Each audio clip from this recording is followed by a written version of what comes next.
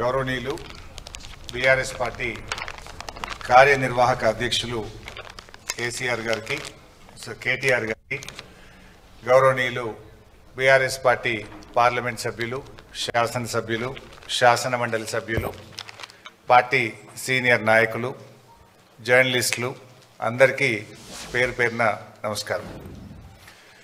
ముఖ్యంగా కేటీఆర్ గారు ఈ విషయాలు ప్రజల్లోకి వెళ్ళాలి, తప్పకుండా మన బీఆర్ఎస్ పార్టీ తరఫున మీడియాకు వెళ్తున్నటువంటి మిత్రులకు కానీ శాసనసభ్యులకు కానీ ఈ కాంగ్రెస్ చేస్తున్న దుష్ప్రచారాన్ని చెప్పాల్సినటువంటిది అవసరం చాలా ఉంది అని గత కొద్ది రోజులుగా వారు 2-3 సార్లు నాతో మాట్లాడడం జరిగింది. ఎందుకంటే కాంగ్రెస్ కూర్చోబెట్టండి బాబు, జర్నలిస్టులకు వచ్చిండ్రు, వాళ్ళని కూర్చోబెట్టి మీరు ఇట్లా నువ్వు లేవు బిడ్డ. అయితే ఈరోజు మేము చెప్పేవన్నీ కూడా 100% వాస్తవాలు, ఆధారాలతోని, డాక్యుమెంట్లతోని ఈరోజు మీకు వివరించే ప్రయత్నం చేస్తున్నాం. ఏది రాజకీయ ఉపన్యాసం కానే కాదు, ఏ ఒక్కటి కూడా అవాస్తవాలు చెప్పడమో కాంగ్రెస్ నాయకుల్లాగా రేవంత్ రెడ్డి లాగా బట్టగాల్చి మీదేసే ప్రయత్నమో మేము చేయలేదు. ఎందుకంటే కేసీఆర్ గారు మా అందరికీ నేర్పింది ఒకటే, ఎన్నో త్యాగాలతోని పోరాటాలతోని తెలంగాణ సాధించాం. మనకు రాజకీయాల కంటే కూడా రాష్ట్రం ముఖ్యం, రాష్ట్ర ప్రజల ప్రయోజనాలు ముఖ్యం. అధికారంలో ఉన్న ప్రతిపక్షంలో ఉన్న రాష్ట్ర ప్రయోజనాల కోసమే పనిచేయాలనేదే కేసీఆర్ గారు ఎప్పుడు కూడా మాకు చెప్తూ ఉంటారు. అందువల్ల ఈరోజు కూడా ఒక బాధ్యతాయుతమైనటువంటి ప్రతిపక్షంగా ఈ కాళేశ్వరం ప్రాజెక్టు మీద, కాళేశ్వరం అనేది definitely it is a life line to the state of Telangana. ఇది ఒక జీవధార. ఈరోజు ఈ కాళేశ్వరం మీద కేవలం రాజకీయాల కోసం కాంగ్రెస్ పార్టీ దుష్ప్రచారం చేయడం కోసం, బురద జల్లడం కోసం, రాజకీయ లబ్ధి పొందడం కోసం ఈ ప్రాజెక్టును మరమ్మతు చేయకుండా తాత్సారం చేసే ప్రయత్నం చేస్తుంది. అంటే రాష్ట్ర ప్రయోజనాల కంటే రాజకీయ ప్రయోజనాల మీదనే కాంగ్రెస్ పార్టీ ఎక్కువ దృష్టి పెడుతూ బురద జల్లే ప్రయత్నం చేస్తుంది. అందువల్ల ఈ ప్రజెంటేషన్లో చాలా వివరంగా మీకు చెప్పే ప్రయత్నం చేస్తాం. అందరికీ సాఫ్ట్ కాపీసు, హార్డ్ కాపీస్ కూడా పంపిస్తున్నాం. ఒకటేమో ఈ బ్రీఫ్ ప్రజెంటేషన్, ఒకటి పీపీటీ మీ అందరికి షేర్ చేశాం. రెండవది కాళేశ్వరం ప్రాజెక్టు మీద వాస్తవాలు, అంటే వక్రీకరణలు, వాస్తవాలు, వివరాలన్నీ కూడా మీకు అందిస్తూ ఉన్నాం. ఈ 2 బుక్స్ కూడా మీ అందరికీ ఇచ్చాం, దయచేసి చదవండి. మీరు ప్రజెంటేషన్ అయిన తర్వాత ఇంకేమైనా డౌట్స్ ఉంటే కూడా ఐ విల్ క్లారిఫై. మీ అందరికీ ఒక నోట్బుక్, పెన్ కూడా ఇచ్చాం, నోట్ చేసుకోండి. లాస్ట్లో I will answer all your questions and doubts.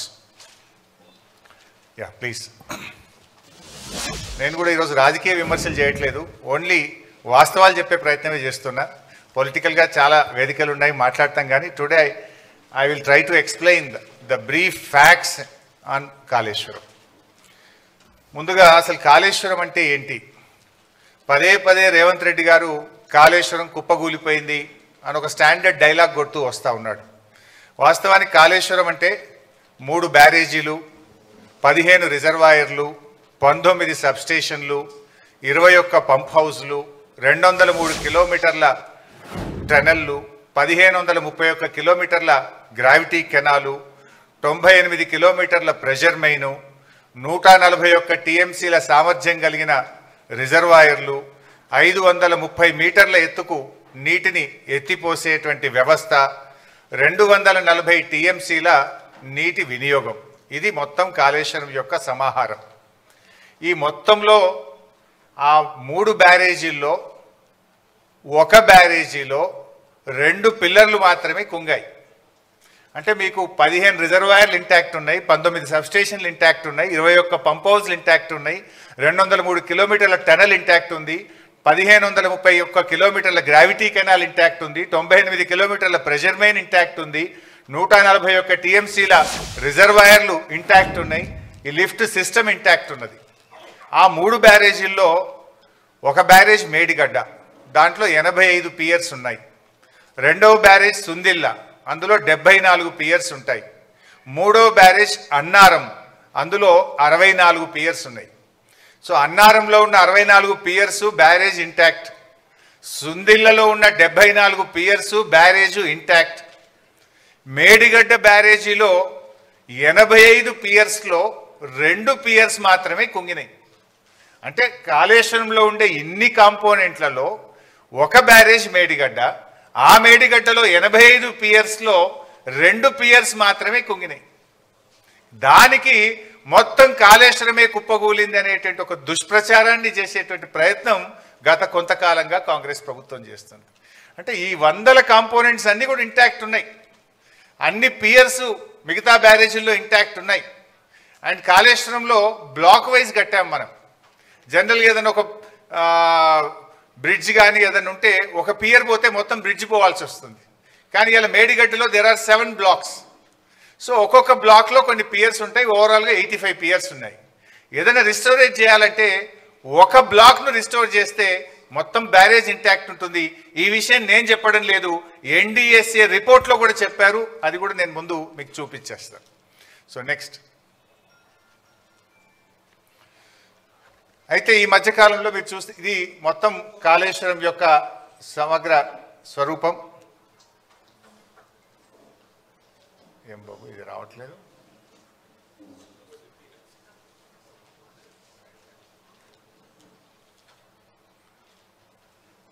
ఇది వస్తుందా బాబు? సో మీరు గమనిస్తే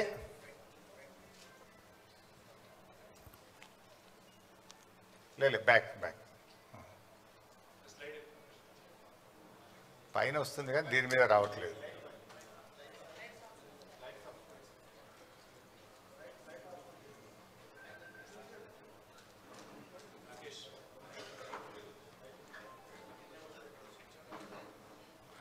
పర్లేదు, నేను I will explain here.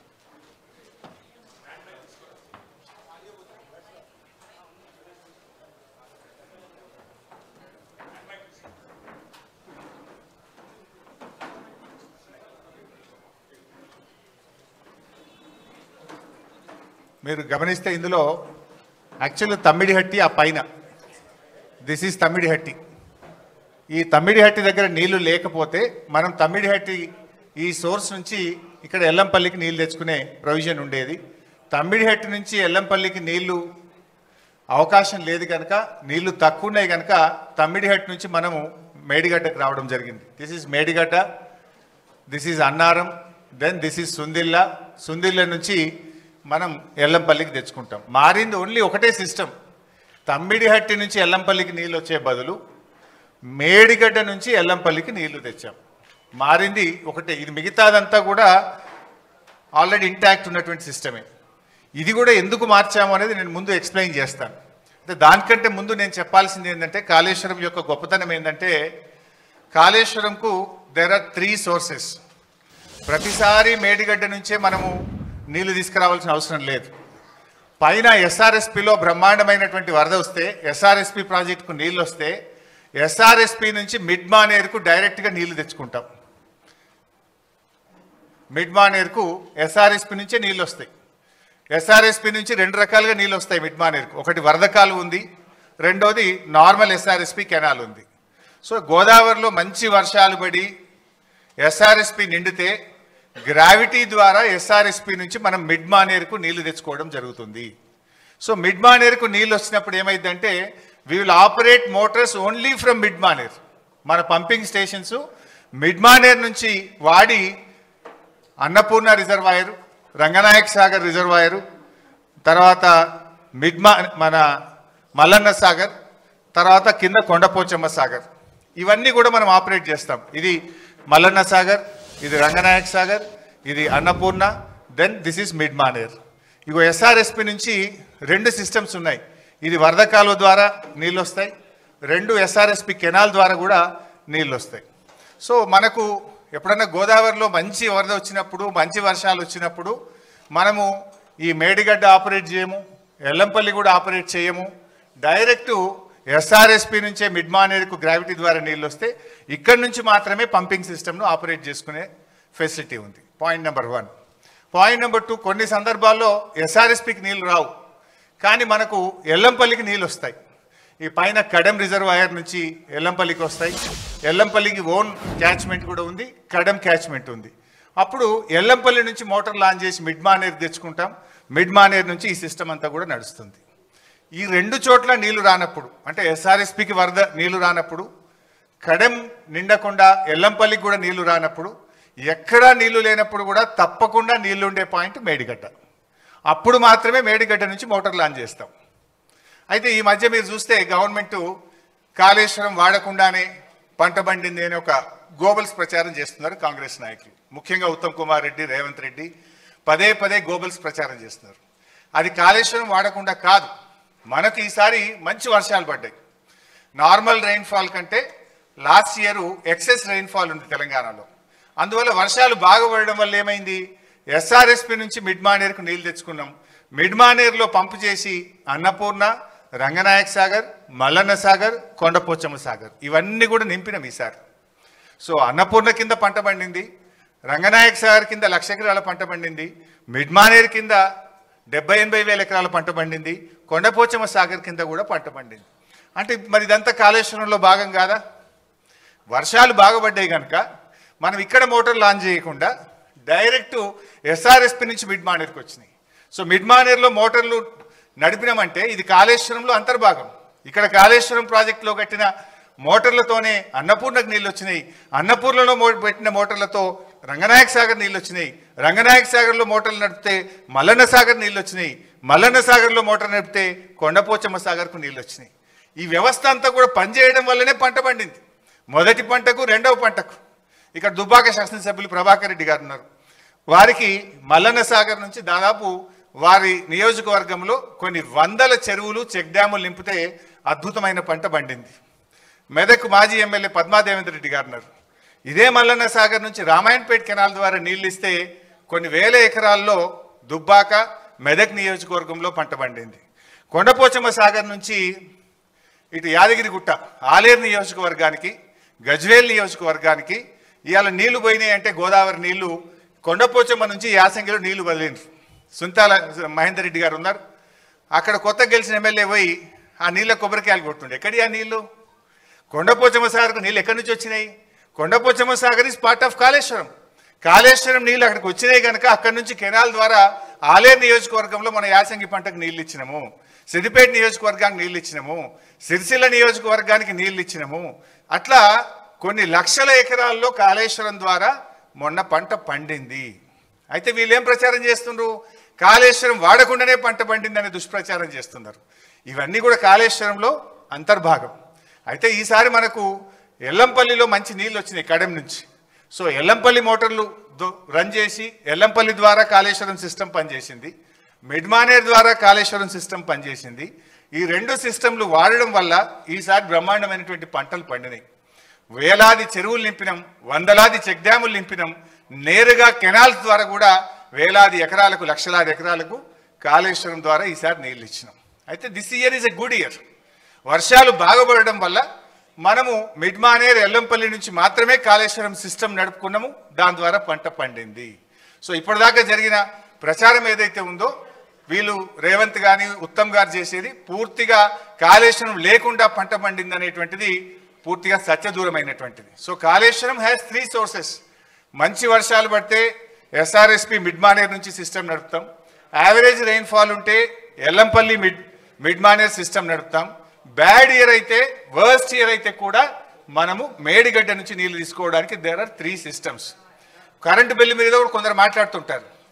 Worst year మాత్రమే మనము Medigadda to Annaram, Annaram to Sundilla, Sundilla to Yellampalli, Yellampalli to mid Manair మొత్తం system నడుపుతాం.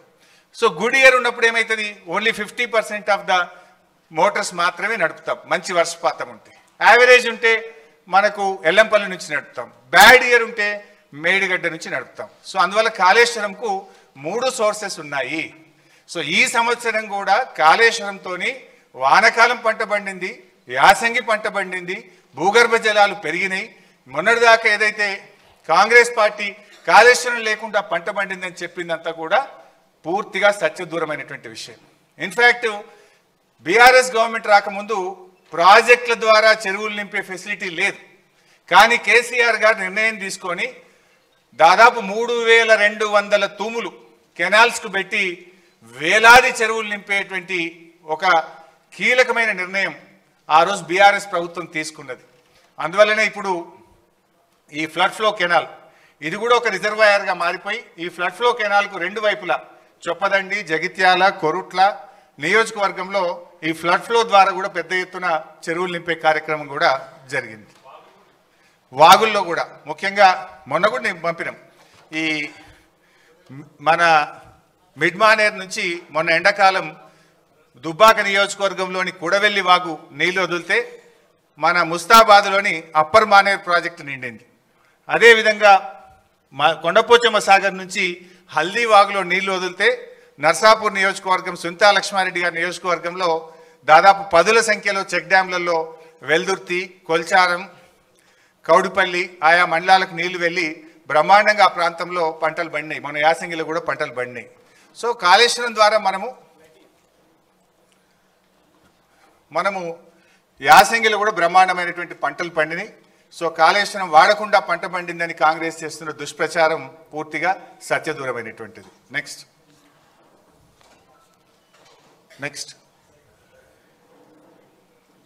Right. So Kaleshwaram storage capacity Medigadda 16, Annaram 10, Sundilla 8. So అన్నీ కలిపి 141 టీఎంసీల సామర్థ్యం కాళేశ్వరం ప్రాజెక్టులో ఉంది. అయితే ఇక్కడ కూడా ఇంకా ముందు ఎక్స్ప్లెయిన్ చేస్తా. అయితే మన తెలంగాణ రాష్ట్రంలో మనకున్న ఒకే ఒక్క పెద్ద రిజర్వాయరు ఎస్ఆర్ఎస్పి. యాక్చువల్గా ఎస్ఆర్ఎస్పి తప్ప మనకు మేజర్గా స్టోరేజ్ కెపాసిటీ లేదు. ఉమ్మడి ఆంధ్రప్రదేశ్లో తెలంగాణలో కట్టిన కల్వకుర్తి కానీ, నెట్టంపాడు కానీ, భీమా కానీ, కోయిల్ సాగర్ కానీ ఏ ప్రాజెక్టులు కూడా రిజర్వాయర్లు కట్టలేదు. కానీ కేసీఆర్ గారు ముందు చూపుతోని ఇంత బ్రహ్మాండంగా 141 టీఎంసీల రిజర్వాయర్లను మరి పెద్ద ఎత్తున 16 రిజర్వాయర్లను రూపకల్పన చేసి వీటన్నిటి కూడా నిర్మించాం. కొంతమంది అంటుంటారు కాళేశ్వరం ప్రాజెక్ట్ కాస్ట్ పెరిగింది.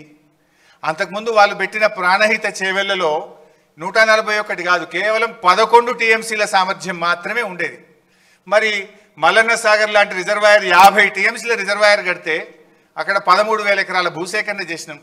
దాదాపు 8 గ్రామాలకు R&R కాలనీ చేసినాం. మరి అక్కడ ఫారెస్ట్ డిపార్ట్మెంట్ కూడా ఫారెస్ట్ ల్యాండ్ తీసుకొని డబ్బులు కట్టినాం. 50 టీఎంసీల రిజర్వాయర్ కట్టాలంటే డబ్బులు అవసరమైతే ప్రాజెక్ట్ కాస్ట్ పెరుగుతుందా పెరగదా? సో ఇవన్నీ కూడా ఈ కాళేశ్వరం ఇవన్నీ కూడా ఇంటాక్ట్ ఉన్నాయి. All are working. మేడిగడ్డ ఈ నుంచి మొదలుకుంటే ఈ మల్లన్న సాగర్, కొండపోచమ్మ సాగర్, రంగనాయక సాగర్, అనంతగిరి, మలకపేట, మేడారం, అదేవిధంగా గంధమల్లాక్ ఇవన్నీ కూడా ఇంటాక్ట్గా ఈరోజు రిజర్వాయర్లు వాడకంలో ఉన్నాయి. ఇవన్నీ కూడా నెక్స్ట్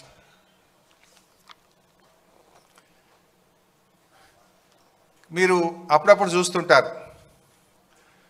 రేవంత్ రెడ్డి ఒకసారి మాట్లాడతాడు కాళేశ్వరం మీద 1 ఎకరా బారలేదంటాడు. ఉత్తమ్ కుమార్ రెడ్డి రోజు నిద్రలేసి 50,000 ఎకరాలే బారిందంటాడు. ఇంకొక కాంగ్రెస్ నాయకుడు అంటాడు 1,00,000 ఎకరాలే బారిందంటాడు. ఇవాళ నోటికి మొక్కాలి. ఒక్కొక్క లీడర్ ఒక్క తీరుగా మాట్లాడతాడు. ఇది నేను చెప్తున్నది కాదు. Source submission of irrigation engineers report to the newly formed Congress government. కొత్తగా రాష్ట్రంలో ఏర్పాటైన కాంగ్రెస్ ప్రభుత్వానికి వీళ్ళు కాళేశ్వరం రివ్యూకు పోతే ఇరిగేషన్ డిపార్ట్మెంట్ ఇచ్చిన ప్రజెంటేషన్ కాపీ, ఇది నా సొంత కవిత్వం కాదు, డిపార్ట్మెంటు కాంగ్రెస్ ప్రభుత్వానికి ఇచ్చిన ప్రజెంటేషన్. కాళేశ్వరం ద్వారా అప్పటికి 98,570 ఎకరాలు ఆయకట్టని, ఇది డైరెక్ట్ కాలువల ద్వారా. అదేవిధంగా కాలువల ద్వారా నింపిన 456 చెరువులను నింపడం ద్వారా 40,000 ఎకరాల ఆయకట్టు. ఎస్ఆర్ఎస్పి స్టేజ్ 1, స్టేజ్ 2 నిజాం సాగర్కు 1,67,000 ఎకరాల కొత్త ఆయకట్టు. మొత్తం 3,04,766 ఎకరాల కొత్త ఆయకట్టుకి ఇచ్చాం. అదేవిధంగా స్థిరీకరణ 17,08,230 ఎకరాలు స్థిరీకరణ జరిగింది. అదేవిధంగా కూడవెల్లి, హల్దీ వాగుల ద్వారా ఇందాక కేటీఆర్ గారు చెప్పినట్టు ఆ 2 వాగుల మీద 66 చెక్ డ్యాములు నింపితే 20,576 ఎకరాలకు సాగునీరు అందింది.